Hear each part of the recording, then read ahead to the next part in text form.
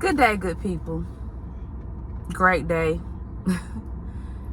I hope y'all are in a good headspace.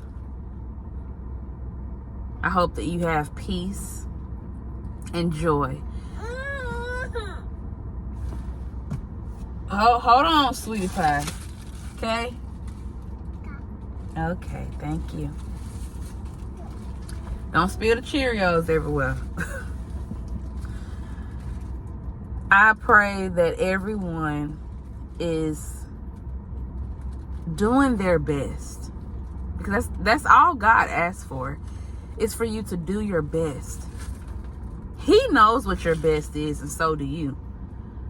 Somebody else may be like, oh, you're doing a great job, and in the back of your mind you're like, no, this ain't my best. Well, do your best.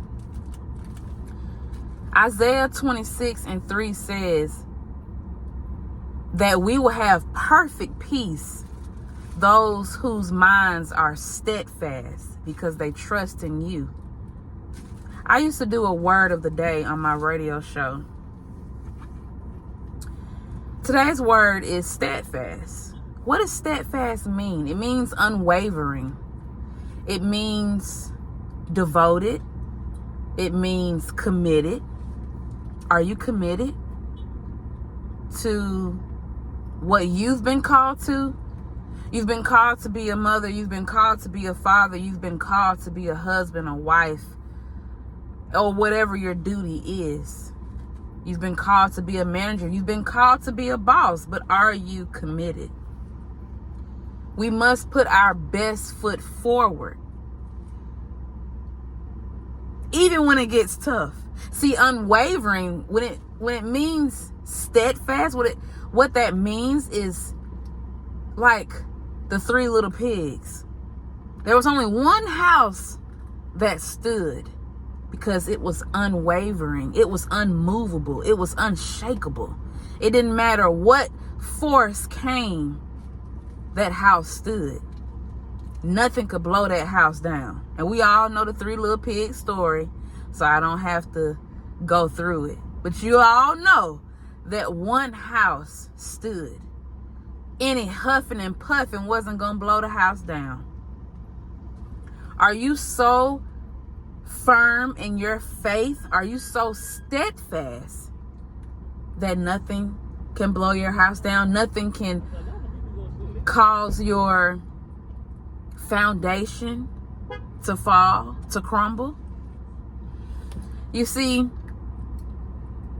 I have several testimonies, but the one that came to my mind this morning, it's story time.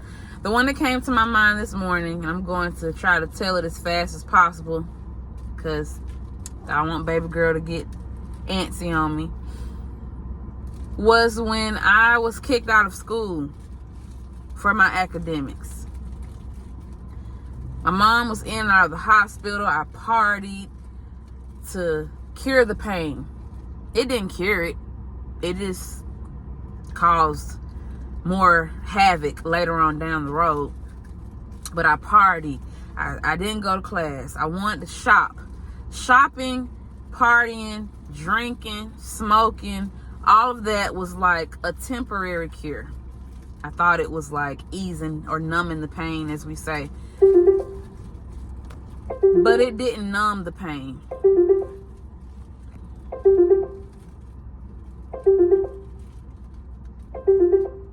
Y'all forgive me, my husband is calling me. It didn't numb the pain. All it did was cause more friction, more problems, and I dug a hole for myself. You see, I thought I was doing my best at that point in time because of the mindset I was in. I was like, you know what? I'm doing the best I can. Anybody ever said that? I'm doing the best I can. Like, don't nobody know what I'm going through. They don't know how I feel. Ain't nobody trying to understand me. You ever been that person? We all go through stuff, but we can't sit and have a pity party. You may cry. You may feel sad. You may feel disappointed, and that's fine. That's a human feeling, but pick yourself up. and do Mom. what you're supposed to. Mom. Yes, ma'am. I'll be right with you. So a part of being steadfast, yes, baby, I will be right with you. Apple. Yeah, I gotta pick some things out the bag to give to her. But anyway, being steadfast, in my experience, my GPA dropped to a 0.59. I didn't know that was possible. I literally failed a whole year of classes. 2 semesters straight. 5 classes each semester. Failed. Okay? That wasn't my best. Even though I kept telling myself that was my best, it wasn't my best. Again, I was that person. I'm doing the best I can. Don't nobody know what I got going on. Don't nobody know what's on my mind. I may not know what's on your mind, and neither does people around you, but God knows. And if you give everything to him, you cast your cares upon him, he will help you. He will give you peace. Peace and joy that is everlasting. It's so beautiful to accept God's peace. All you got to say is, Lord, I need your peace. I'm a little under pressure. I feel like I got so much on my mind. I need you to give me peace. And let God give you peace. So when we trust in God, we allow him to move on our behalf. But a part of being steadfast is still doing your part. You see, in the 3 little pigs, that pig still had to do his part. He may have had faith, oh, I can build a good house. But he had to build the house, right? He had to go get the material to build the house. So are you gathering your material to build your house? Are you doing what you can to stand firm on your faith, to be steadfast? Stop worrying. Stop worrying. It's not worth it to worry. So it took me 3 years. 3 years to get back in school. That is a total of 6 semesters. There are 2 semesters in a year. I wrote 6 different appeal letters to get back into Savannah State. And they denied me over and over. And I'm going to tell you when they accepted me. When I finally took full responsibility and had a plan for how I was going to do better. Do you have a plan on how you're going to do better? Or are you just saying, I'm going to do better, I'm going to do better, I'm going to do better?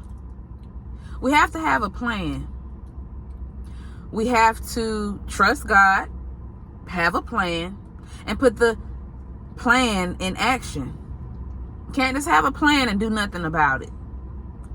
So, I remember the day that my mom convinced me to go to the school, check on my stuff, and I didn't want to go. It was a rainy day. See, if we go by our feelings, we'll never get nothing done. I kid you not. If we go by the negative feeling that we're having in a moment, the feeling doesn't last forever. It's in a moment. If we go by that feeling, we will never get anything done. Okay? Prayers will never happen. Good grades would have never came. Mama. Family matters would never get resolved. Mom. Okay, baby, hold on. I literally was... Okay, baby. What else I need to give you? I literally, y'all, was in a place of where I didn't know what else to do. And the first thing that we should do is pray. I really didn't want to go to the school. Like I said, it was raining. But I went anyway. I remember being led from person to person to person to person. And as I got I don't really know what to tell you. That person led me to another person. Mom. As one person in one area, in one building said, well, go talk to this person. I started to get a little frustrated. You know, when you're almost there to the finishing line, it seems like there's something that tries to still defeat you. It's that force that tries to come from the enemy to defeat you. Just as the big bad wolf, the big bad wolf tried to blow the house down. He passed through all these other houses, right? But when he gets to the one where he's like, well, hold on now, I can't get this one. Yeah, he still be trying in the midst of you putting your best foot forward. But I'm here to tell you, I am a graduate of Savannah State University. I graduated in the pandemic, which that's a story for another day. But I graduated in the pandemic because I didn't give up. I was steadfast. I was unmovable, even though the enemy was trying to pull me this way and pull me that way and have my mind going all over the place and feel like, oh, you're never going to graduate. You're just going to, be another college dropout. You're not going to graduate. Everybody done graduated before you. They've become doctors and gotten their masters, and you still trying to get your degree. It's never gonna happen. These are the thoughts that were going through my mind. But guess what? I graduated. Guess what? I walked across that stage. Guess what? Even though there were certain things that came at me, I held my ground. All right? I stood firm in my faith. So go stand firm in your faith, because that's your shield. And I'm gonna go because she's getting antsy. But I had to just give some little nuggets of my experience of how I stood firm. Now you go stand firm and watch God move on your behalf. Love y'all so much. Till next time. Peace.